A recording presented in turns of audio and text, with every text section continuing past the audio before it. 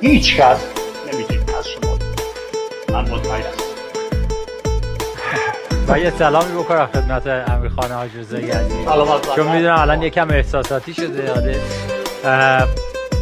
واقعا آقای حاج رضایی عزیز افتخار میکنم که ساعت بسیار زیبا و دلنشین و دلچسبی رو کنار شما گذروندم، یاد گرفتم ادب و متانت و بزرگی و بزرگمنشی رو از شما و همون تن شریف که فرمودید.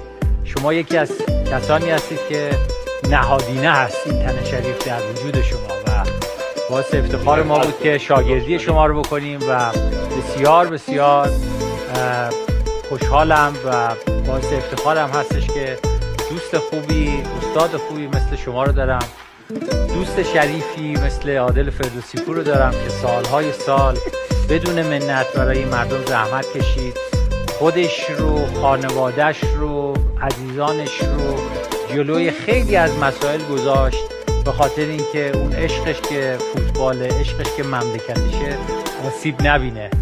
خیلی خیلی هزینه داره این مسائل و ما میدونیم که عادل فردوسی پور این هزینه رو با تن شریفش به راحتی پرداخت کرد و برای همینه که همه دوستش داریم، افتخار میکنیم. اگر حتی ارتباط با عادل فردوسی پور باعث بشه که از خیلی چیز آدم محروم بشه به قول شما، اینا مسائل مادیه. چیزی که برای ما میمونه اینه که یه رفیق شریف و نجیب و فوق‌العاده‌ای داریم که انشالله سالهای سال بتونه برای همه ما برنامه‌های جذاب بسازه. الان داشتم بهش میگفتم که انقدر این مهمونای فوق‌العاده‌ای تو برنامه بودن که با اختلاف یک سرگردن از در حقیقت میشه گفت برنامه‌ای که ساخته شد، زحمت هم کشیده شد برای همشون، ولی خب یه سرگردن بالاتر بودن و عادل مثل همیشه نشون داد که تیزهوش، نابغه است. من همیشه گفتم نابغه است در کارش و فوق‌العاده. و از شما هم خیلی ممنونم که